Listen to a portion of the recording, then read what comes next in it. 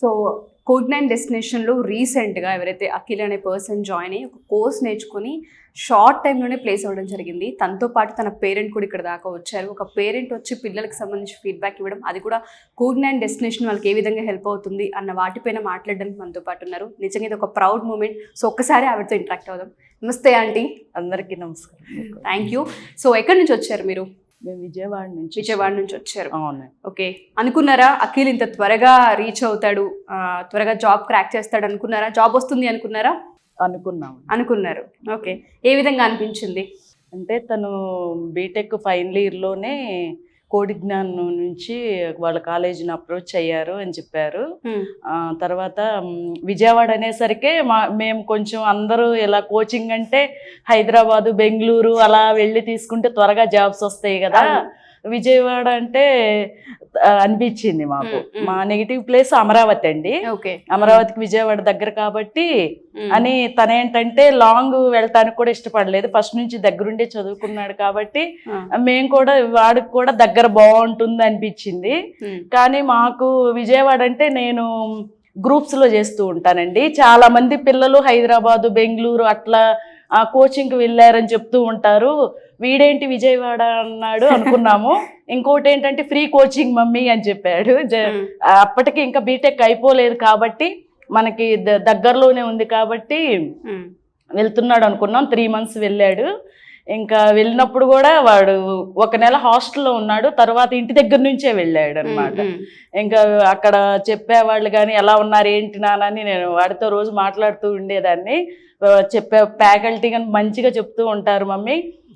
బీటెక్లో కూడా ఏదో ప్రాజెక్టు సంబంధించిన డౌట్స్ అవి వస్తే కూడా మేడం గారికి ఫోన్ చేసి మాట్లాడి అట్లా మంచిగా చెప్పారని అట్లా హ్యాపీగా ఫీల్ అయ్యాము. అయిపోయినప్పటికీ 3 months అయిపోయింది అక్కడ కోచింగ్. తర్వాత కూడా వాళ్ళు చాలా అందుబాటులో అడిగిన డౌట్స్ ప్రతిదీ క్లియర్ చేస్తూ ఉన్నారంటే హ్యాపీగా అనిపించింది మాకు కూడా. ఓకే, సో జాబ్ వచ్చిందని మీ బాబుకి మీకు ఎప్పుడు తెలిసింది?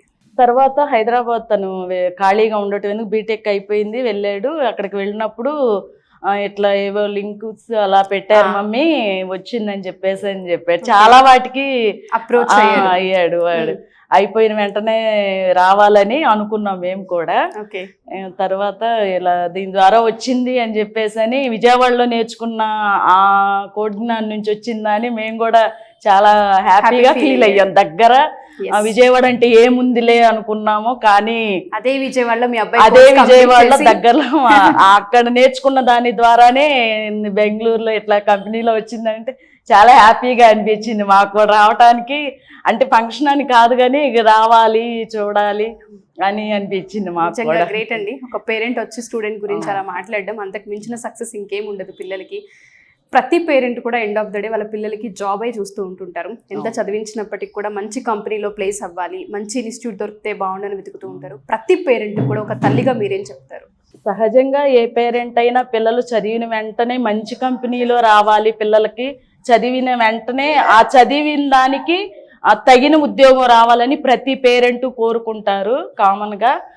పిల్లలు బీటెక్ వరకు చదవటం ఒక ఎత్తు అయితే అయిపోయిన తర్వాత జాబ్ కోసం ఇంకొకటి నిజంగా అదొక యుద్ధం అన్నమాట. నేను మా బాబుని చూసినాక అనిపించింది బీటెక్ వరకు వాడు ఎంజాయ్గా హ్యాపీగా అనిపించింది, కానీ అయిపోయిన తర్వాత అందరూ ఏం చేస్తున్నాడు అని అడుగుతారేమో అట్లా వాడికి అనిపించింది. మాకు కూడా బీటెక్ అయిపోయింది కదా ఏం చేస్తున్నాడు ఏంటి అలా అడుగుతారు అనిపించింది.